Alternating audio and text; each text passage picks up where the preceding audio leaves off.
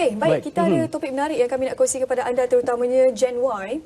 Kerana sekarang ni yang selalu menjadikan kerisauan, saya lihat adik-adik saya lah, kebanyakan lelaki yang suka bermain game.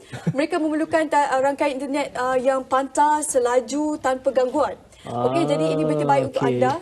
Ya, kami ada satu topik berkenaan dengan iFiber Gigabit City. Kami nak kongsi kepada anda. Dan projek ini telah pun dilakukan ataupun projek rintis itu dilangsungkan di Cyberjaya, yang mana kelajuannya begitu pantas. Ada video yang telah pun disediakan ataupun dihantar, sangat pantas daripada mana-mana kelajuan yang sedia ada pada waktu ini. Jadi untuk berkenaan dengan iFiber Gigabit City ini, kita bersama dengan Encik Syahrudin Saman, Ketua Pegawai Eksekutif iFiber. Apa khabar? Baik, terima kasih. Satu lagi kemajuan ataupun satu lagi peningkatan dalam industri internet di negara kita. Kalau kita lihat iFiber ini mungkin sedikitlah berkenaan dengan latar belakang iFiber ini bila sudah dilaksanakan projek ini, perintisnya dan sebagainya. Ya. Okey, iFiber ni kita bermula pada tahun 2017. Bulan 5, I think kita bekerjasama dengan SKM untuk mencari jalan bagaimana rakyat Malaysia boleh adakan kelajuan sampai ke gigabit speed basically. Kalau kita tengok di negara-negara luar maju, di Korea, di Sweden, dah lama dia ada. Cuma di sana dia ada rangkaian community network. Yang di mana dibina oleh community basically. Jadi itu yang konsep yang kita bawa balik ke Malaysia, dan kita dah mula kerjasama dengan Setia Haruman Teknologi di Cyberjaya.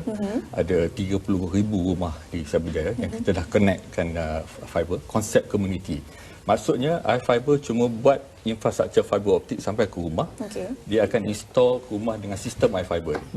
So bila dah ada sistem iFiber ni, dia boleh pergi ke portal dia, boleh pilih mana-mana ISP yang kita nak pakai, nak langgan. Kita boleh langgan month to month, tak mau kontrak, bulan-bulan pun boleh, kita nak langgan 2 bulan pun boleh. And speed tu kita boleh pilih daripada 100 megabit sampai ke 1000 megabit per second. 1000 megabit. Jadi experience kita nak bagi rakyat Malaysia merasa speed laju ni. Dia speed laju ni macam kita test drive kereta lah. Once you dah try yang laju, you tak nak patah balik. Dari satu, kita nak promote competition.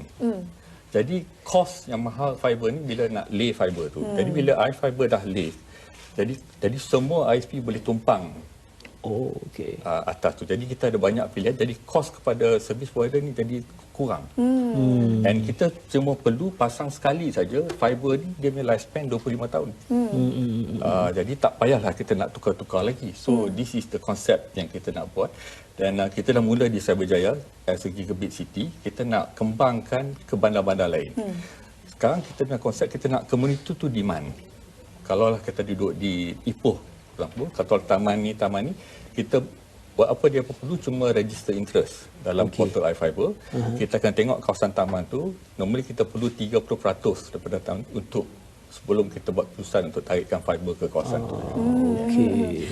Cuma yang menjadi kerisauan berkenaan dengan infrastruktur optik fiber yang disediakan ini tentang kestabilannya. Kita tahu sistem ini agak baru, ya, sebelum ini dimonopoli oleh syarikat yang tertentu. Jadi bagaimana kestabilan optik fiber ini dan juga respon daripada penduduk yang sudah menggunakannya? Okey, ini konsep ni kita ada separation between tugas iFiber sebagai infrastructure provider saja. So dia akan jaga rangkaian fiber optik tu.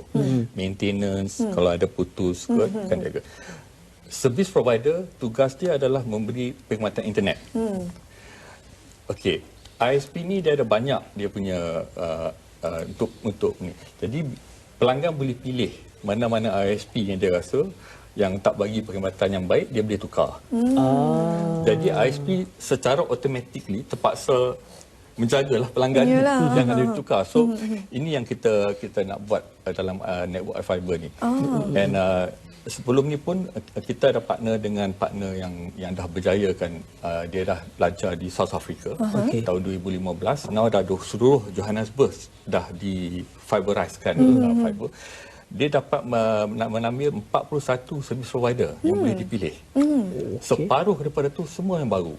Mana dia create new business untuk that community tu. Ya. Oh, okey. Tapi kalau kita lihat macam contohnya seperti mana Encik Shah katakan tadi, mereka diberi peluang untuk memilih mana-mana service provider.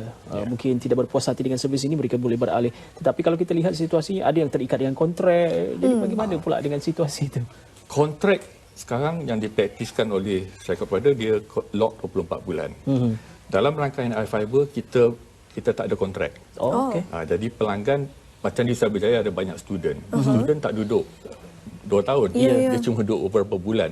So dia boleh ambil yang macam prepaid, month to month.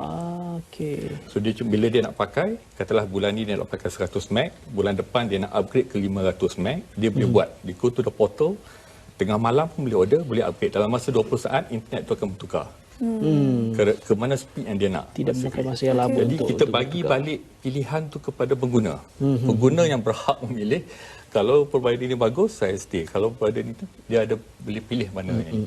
Itu yang konsep yang kita try to promote lah. Okey, jom kita ceritakan dengan lebih mendalam lagi bagaimana sebenarnya pemasangan iFiber untuk Gigabit City ni kepada pengguna. Kadang-kadang mereka di luar sana macam terpinga kabur lagi bagaimana sebenarnya untuk mereka mendapatkan perkhidmatan ini. Okey, buat sementara ni perkhidmatan iFiber kita dah mula di Cyberjaya. Jadi Cyberjaya ada 140 bangunan residen dan juga bisnes. Untuk yang ada sekolah, kita bagi perkhidmatan internet 1 gig free untuk tahun pertama.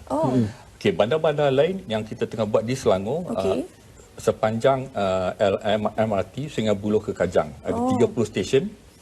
Jadi tiap-tiap stesen tu kita dah boleh guna fiber yang dibina oleh MRT untuk power up kawasan di Kajang, di Mutiara Damansara dah boleh dapat perkhidmatan iFiber. Bandar-bandar lain seperti di Ipoh, Alor, Melaka, kita perlukan register of interest. Kita nak create demand. Jadi kalau duduk tu di Ipoh, dia minta dia masuk ke website iFiber, register kawasan taman dia. Kita akan tengok, kita akan buat promosi untuk dapatkan secukupnya 30% kawasan permintaan untuk kita masukkan fiber. Jadi rakyat dah boleh minta sendiri. Kita bina yang kaya ni untuk rakyat lah basically. Kalau di sekitar Kuala Lumpur, sudah ada yang mendapat permintaan? Di Kuala Lumpur kita bekerjasama, because kita perlukan dark fiber backbone dia tu. Jadi kita ada satu syarikat yang kita bekerjasama, dia lay fiber through the switch. Masih dalam proses pemasangan? Masih dalam proses pemasangan buat sementara ni lah. Maksudnya di sekitar Kuala Lumpur tak ada lagi lah iFiber ni? Because di Kuala Lumpur kita nak korek jalan susah sikit nak dapat permit. Jadi kita terpaksa guna method guna fiber through switch, kita keluarkan dalam bangunan tu. Di bandar lain dia tak sesusah di Kuala Lumpur. Itu yang masalah dia. Maksudnya iFiber ini dia menggunakan sebab kalau sebelum ni kita sudah melihat fiber optik ditanam untuk sebelum ni untuk syarikat-syarikat tertentu. Maksudnya untuk iFiber ni perlu lagi tanam satu lagi iFiber yang berlainan, fiber optik yang berlainan. Dia kalau kita dapat tanam fiber tu, dia punya lifespan maintenance very low. Compare kalau kita pakai aerial gantung. Macam-macam boleh jadi. Itu yang kita prefer. Kalau kita boleh tanam, kita tanamkan fiber optik itu. Bila duduk tanah, tak ada orang nak kacau the fiber optik tu. Itu yang jadi speed tu yang akan jadi more stable dan tak ada gangguan. Jadi itu yang kita try tengok. Tapi tak semua kawasan yang kita boleh buat. Maksudnya buat masa ni ada yang ditanam, ada yang digantung di aerial lah. Setengah area kita kena gantung di aerial. Itu tafsir tertentu. Okey. Soalan terakhir sekali, mungkin ramai penonton yang tanya, adakah mereka boleh mendapatkan servis provider daripada negara luar? Okey, ini terpulang kepada polisi kerajaan. Jadi because fiber ni kalau you tengok dia ada 3 part. Satu dia panggil international backhaul. Yang tu kerajaan kena bagi polisi untuk bukakan lagi ramai provider luar masuk.